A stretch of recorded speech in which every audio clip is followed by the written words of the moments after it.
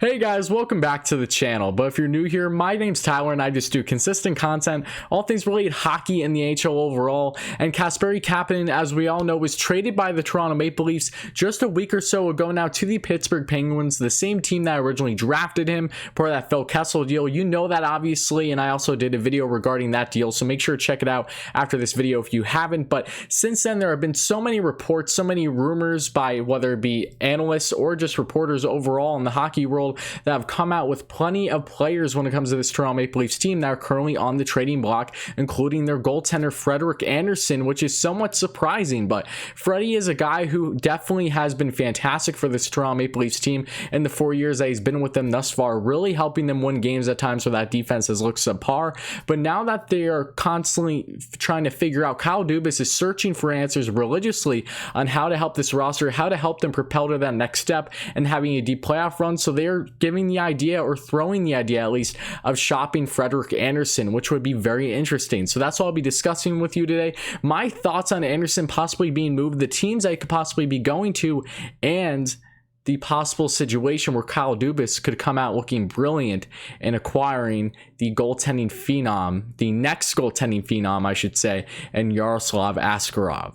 But to start off, Freddy Andersen, as we all know, the 30-year-old, 6'4", 230-pound goaltender for the Toronto Maple Leafs, has truly been remarkable for this Leafs team. And while this season was up and down, there were some games I definitely thought he looked fatigued out there, or just not looking like himself. I don't give too much flack, I should say, on him as I do on that Toronto Maple Leafs defense. It has definitely not looked great at times, but there are for sure some games this year that we have seen where Freddie has not looked his best.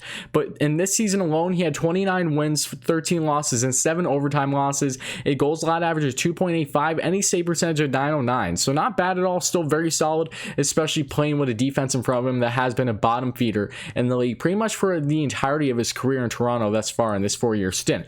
But in his career, he has 136 wins, 66 losses, and 33 overtime losses, a goals allowed average of 2.77, and a save percentage of 916. That is, of course, including his 3 years with the Anaheim Ducks before getting traded away to the Toronto Maple Leafs. But Freddie, in the last year of his contract now, with a modified no trade clause at a cap hit of $5 million, Kyle Dubas is obviously looking to free up some more cap space and just move things around this roster to help things roll and really have a different impact going into the 2020-2021 season. So shopping Andersen really isn't a bad idea in my opinion. I know that he's very beloved by most Leafs fans, and rightfully so. He has definitely stood on his head for them at times and has had some amazing games for them, but I think this is a perfect time if I'm Dubas to try to execute a deal. But yes, he does have a no trade clause, a modified no trade clause with 10 teams. Now, I don't know what those 10 teams are, so if you do, make sure to let me know in the comments. But if these certain teams aren't on the list, I could definitely see him going to a team, whether it be the likes of possibly the Calgary Flames, as they obviously have a goaltending situation there with the likes of David Rittich and Cam Talbot still needing that number one. The Carolina Hurricanes come to mind, as they definitely need a number one still, with balancing between Peter Mrazek and also the likes of James Reimer. So there are plenty of teams in the league that have kind of this 1A, 1B tandem, but no one is nearly as good as Freddie Andersen for a lot of these contending teams. So I think you could definitely max out a return on him. You could easily get a first-round pick and a top prospect for Freddie, even in his contract year, in my opinion, especially if, say, they work at a deal where when he is traded, he's already set up for a new contract. I think that would be great, but I think this deal would make a lot of sense if Kyle Dubas does the thing that I don't really think many people are talking about, is that is going for Yaroslav Askarov in the 2020 NHL Draft. And this wouldn't be possible if it wasn't for that trade with the Pittsburgh Penguins getting that 15th overall pick. You know, the Penguins are in a situation right now too, and maybe I'll do a video on it eventually as well, regarding their goaltending conundrum when it comes to having Matt Murray and Tristan Jarry wanting to shop one of those goaltenders. If, say, they kept their pick, they could have very well gone Askarov at 15 possibly, and then trade away both of them to get quite the return. So that obviously isn't happening for the Penguins. But when it comes to this Toronto Maple Leafs team, Kyle Dubas has a chance to really get a goaltender that could be the next big thing in Canada. We're talking Carey Price good. That is how much potential is behind Askarov. He's been coveted for years now, but going into this year especially, he was just ridiculous in the VHL. He's a 6'3", 176-pound goaltender, 18 years old, and he plays for SKA St, Petersburg, which is one of the better teams in the KHL.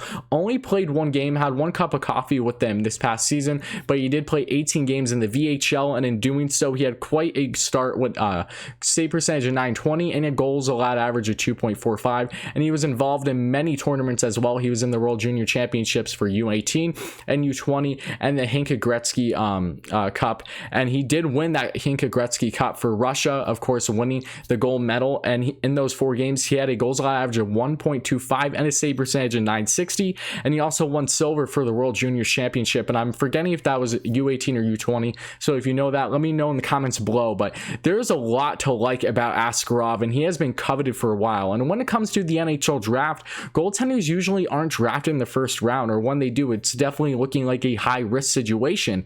But this isn't the case with Askarov. He's been deemed by many scouts and, you know, all around the NHL, analysts, reporters, whomever it may be, that really believe he's the real deal.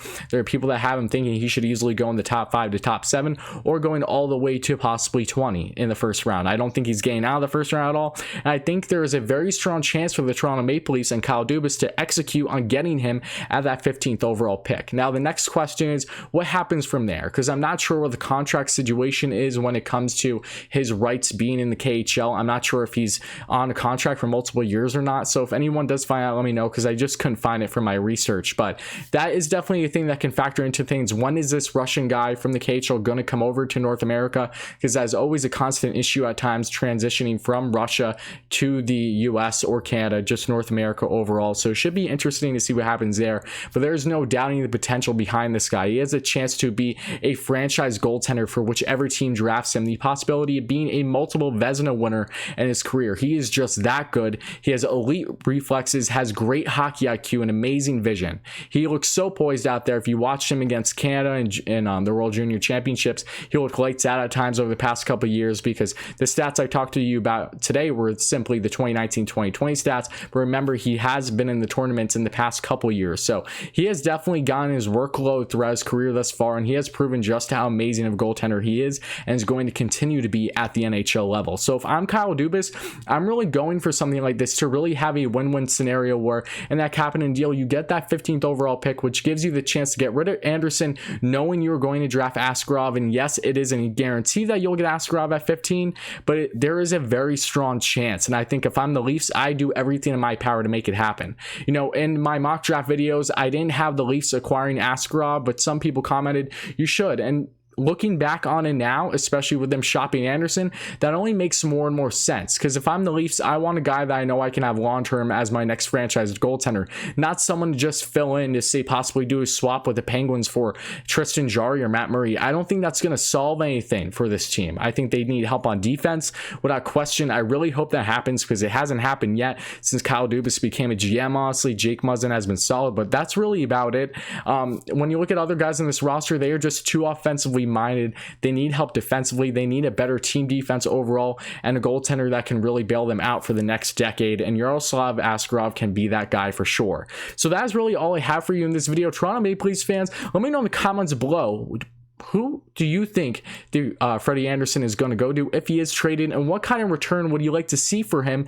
And are you up for the possibility of trading him, not getting a goaltender in return, having that worry of possibly not getting Askarov, but taking that risk? Because if you do get Askarov, that would be quite the get for a guy who has been coveted as possibly the best goaltender in an NHL draft over the past decade plus. So a lot of hype behind him, and for good reason. But that's going to conclude this video. Thank you all so much for watching. Help me reach 1K, please. We're so close to 500 subs, so if you haven't subbed, make sure you do. If you do in fact enjoy this kind of hockey content, this is only the beginning, guys. As you can see, if you aren't a new viewer, my setup's been completely different recently. I'm getting better equipment, better audio, better visuals, all those great things, and it's definitely helped out a lot. So thank you all so much that have been following me all throughout the process of growing my channel. It means so much to me, and a lot of great things are going forward. And hey, do you like this kind of talk when I'm discussing my own thoughts on trade rumors and trade possibilities? If so, let me know in the comments below. If this is something that gets more traction, then it is something I will consider going forward for sure. I will definitely make a series out of it, because it is a lot of fun to talk about, honestly. But thank you all again, guys. Drop your comments down below. Hit subscribe, hit like if you like this kind of hockey content. Help us reach 1K so I can start doing live streams, among other things. I think that'd be awesome for this channel, and I'll be back very, very soon.